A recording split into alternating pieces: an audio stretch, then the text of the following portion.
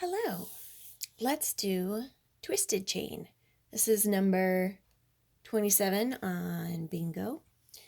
We'll also do some uneven chain because it's pretty similar. I'm starting on a straight line because it's kind of confusing if you don't. So let's practice on a straight line if you can first. So we're gonna start like we're doing a chain stitch. So regular chain stitch, right? We would go back down the same hole. We'd come up here. We'd make a cute little chain. So we're doing twisted chain stitch instead. So instead of going down the same hole, we're gonna go down to the left. Just, like not too far away. It kind of takes a little practice. Basically, I think the most important thing is you want to have consistency with where you're coming down on either end. So what I'm going to do is I'm going to start pulling, hopefully. I'm going to start pulling, and I'm kind of keeping my finger here so we can see our loop. So you can see what's happening. We have this little twist, right? Or overlap. And I'm going to make sure, I don't want to undo it, right? Because then it'll just be open. Bloop. So I'm going to keep my twist. And I'm going to come up on the line and pull through. So we have this little bloop. Okay, so now we're going to do it again. And this time, because we're going the other direction, I'm going to come down on the right side instead. So we get our bloop on the other side. It's a very technical term, our bloops. And we're going to go back and forth doing that. So I'm on the left.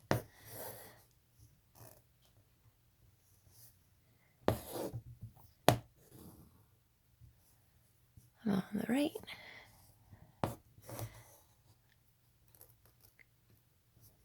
Like that. This guy got a little separated, but it's okay. So I guess I'll do another stitch here. On the left.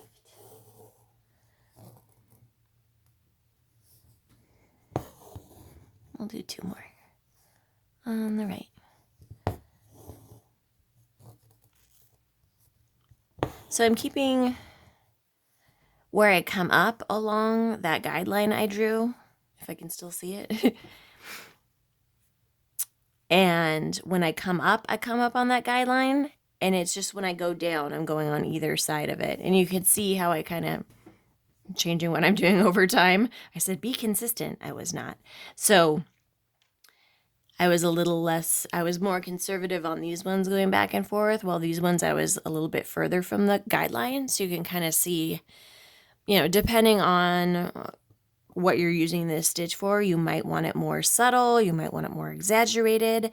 I included this stitch because I thought it kind of looks like a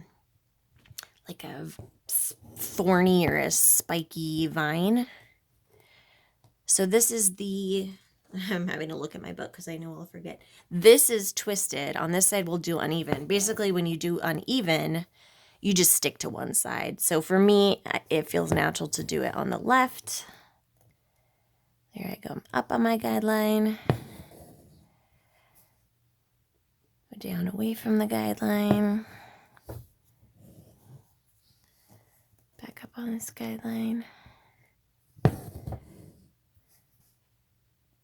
feel like this one looks I was gonna say it looks cleaner. It's probably just because of how I'm stitching it. This one, it feels easier for me because it's more of a consistent stitch I'm doing, always going to the left, but that was weird. I made that really, I wasn't paying attention to what I was doing. I actually kind of like that. Instead of going down like near where I went up, I went like halfway down the stitch. So for example, if I were to repeat it, normally we'd go down here and went down like way over here. Totally on purpose, right? that one looks a little different. Again, consistency. Not doing so well with that today, but okay. So if you want to do it in a spiral, so the shape on your actual card is the spiral shape. I already did it because I filmed. This is my second time filming this. The first time I did it, I was being horribly harassed by a cat. And when I went back to watch the video, I realized that you see more cat paw than you see stitching. So we must do it again. Okay, so when it's a spiral, I get all upside down and confused. So if you just want to do a straight line, just do a straight line. If you want to try the spiral and get dizzy, let's try it. Okay, so to the left of my line. Pop up on the line. Down on the right. So right now I don't have I just have a loop right. It's going to be open. So make sure you're paying attention to that. I feel like when I go to the left, I naturally have my, oops. Because of where I'm holding my floss, I'm getting that crossover when I go to the left. I don't have to think about it. It's just naturally going to happen. But same thing, because I usually hold my floss to the right. When I go down on the right, I'm having an open stitch, not that crossover. So you have to make sure you have that happening.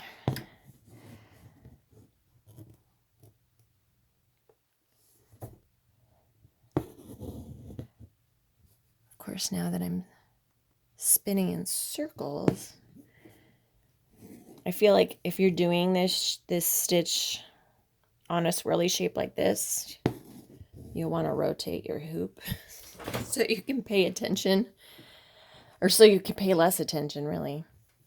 All right, so I want to go down on the right because now I'm stitching sideways.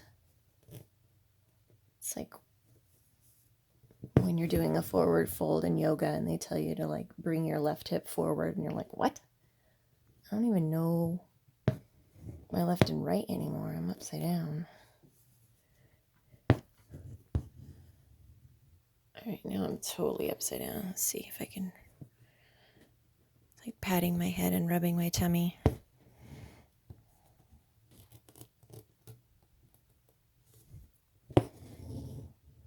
So just do the best you can. If you're totally lost and this is just not working, you can just do like a regular. You could do, I feel like this one's easier, like I said, where you just stick to one side. Or you can just do a regular chain stitch. It's just the opportunity to try something new. See if it works. If it doesn't, then now you know. Maybe try it again next year. All right, let me find, here we go. Here's on the pattern. Did I do this stitch yet? Oh, I did it here. I did it with fewer strands of floss, so it looks more dainty. And I did the second version, which I already forgot what is uneven. I did the second version, so all the little thorns are off to one side. So it actually looks more like a twisty stitch. It's kind of interesting how you can get a different look when you use fewer strands, but I think you can see that is that. So yeah, that's it. Give it a shot and let me know what you think.